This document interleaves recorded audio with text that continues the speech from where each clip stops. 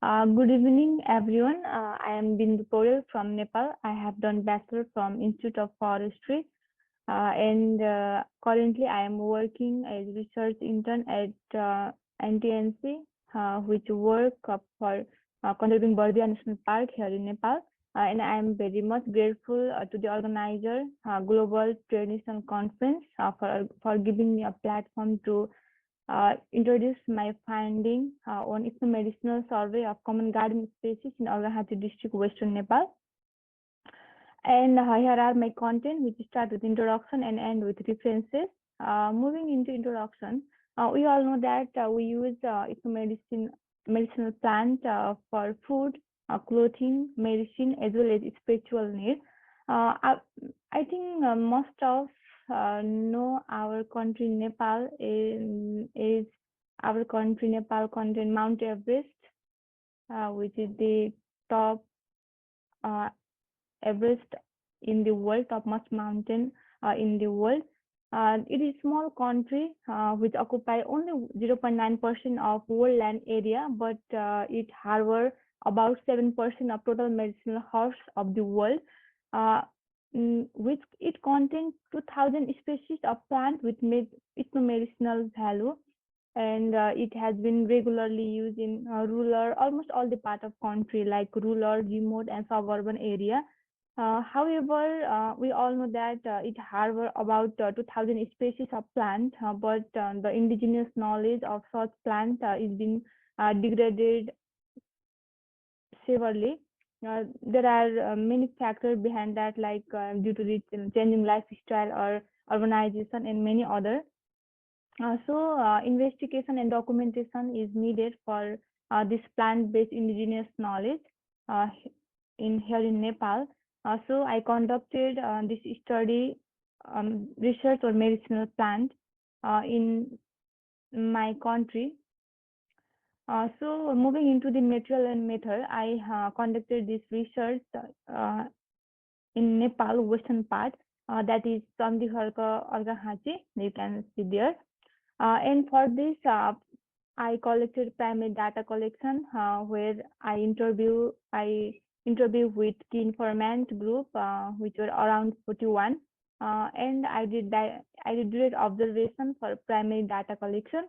And for the plant identification purpose, I used the home garden sampling method.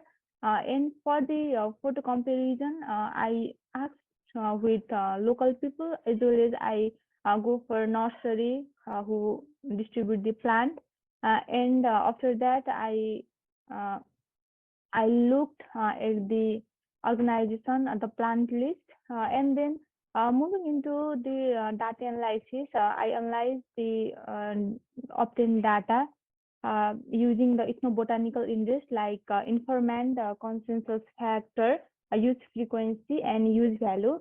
And this informant consensus factor is used to determine the homogeneity of the information given by the informant.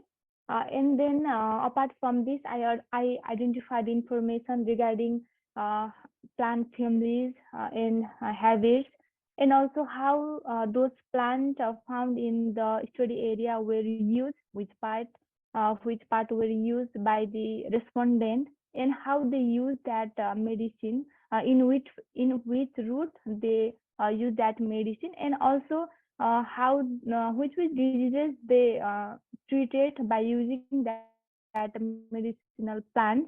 I found I attempt to find this all these things, and then moving into another slide. Uh, and here are my result and discussion. At first, this graph, this pie charts show the ethnobotanical knowledge in different age classes.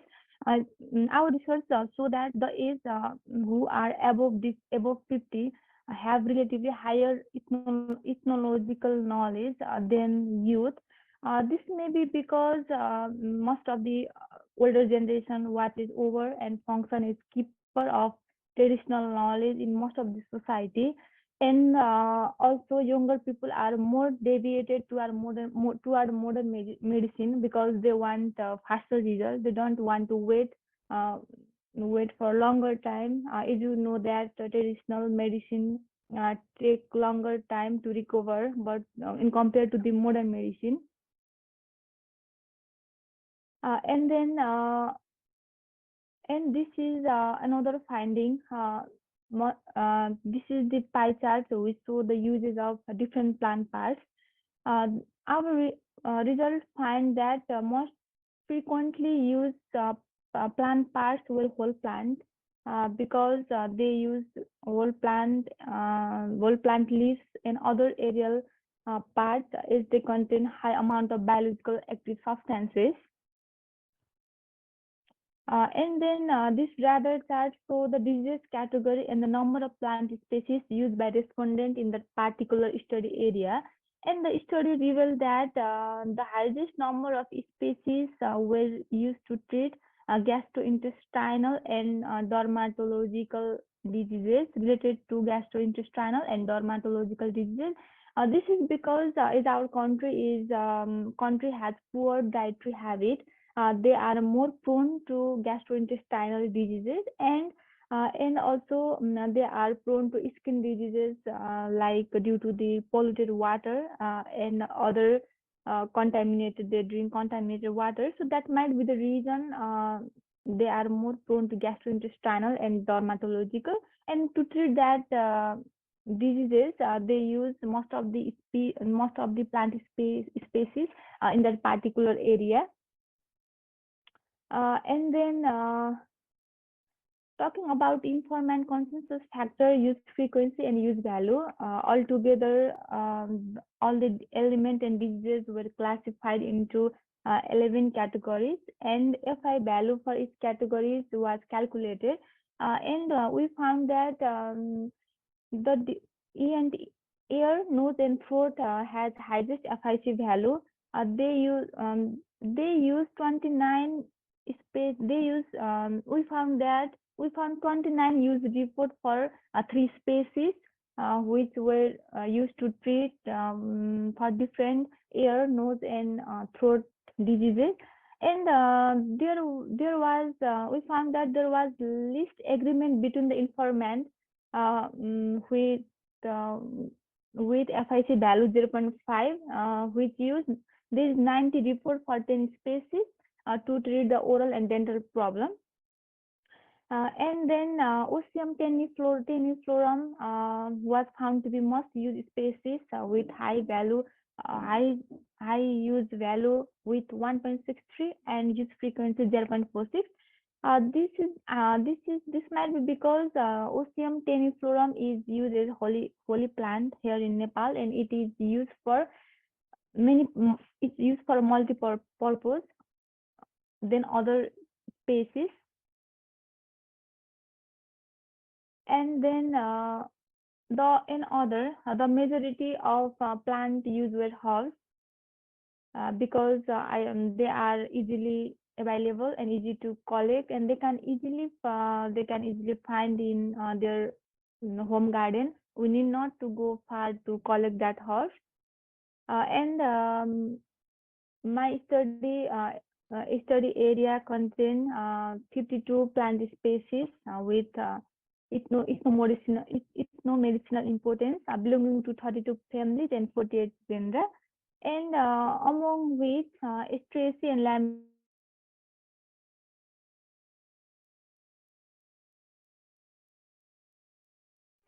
important. And there were both, I interviewed with both male and female respondents, and then female registered slightly more number of plant species and use reports, which may be because female are homemaker, they have to deal with health of family member, so they register more number of plant species in compared to the female.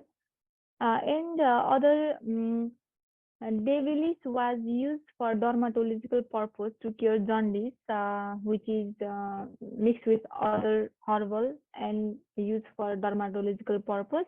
However, previous to this study, it was only reported to treated hotness and coldness of the body. And then seed of perilla, fruit, Stacyancy was used to treat cough and nausea, and it was also used for species early research. However, it was used as blood agents of antioxidant like phenolic acid, flavonoids, and carotenoids, which is quite new for this study area. And other species like Tunifolium, bipinata, and roses has multiple uses. Like they use for religious purpose, at the same time ornamental and other household purpose. Also, they can easily accessible and useful home garden. And I also then this research also found that during discussion and interview, informant claimed that the number of reported species as well as plant species are in decreasing trend. They are in the form of they are in the form of existence. So we need to work on that, and this research finding conclusion is that we already know that all the TB2 species were found only in home garden. We this research only focus on home garden. We didn't go to jungle or any other part of the study area. So we can conclude that only home garden species can cure all these things that is locally available, that is easily available in the home garden. So there is high probability of high probability to do research in this traditional medicine that can be used to modify, or that can be used in modern medicine. So it has treated wide area of elements, and also in medicinal use of plant is declining. We all know that this trend is declining. I think this is the ability of modern medicine. Most of the people dive into the modern medicine, and last but not the least, young people in the study area show less interest in the traditional practice. So the use of plant and plant part for the medicinal purpose is in declining trend. And moving into recommendation, documentation of the traditional ecological knowledge and transferring to the young generation before this loss or disappear. And the main thing is that conservation is needed to preserve the medicinal plant, because from the medicinal plant we can extract the component for the modern medicine. So our concerns should be for traditional medicine. And acknowledgement my advisor Jyoti Bhandari and Deepak Gautam, and my co-author Ashish Poudel, and my field guider, my father and mother. They helped me a lot during data collection, and TradeMed conference organizers. And here are my references. Thank you so much for your interest and attention today. Thank you. That's all from my side.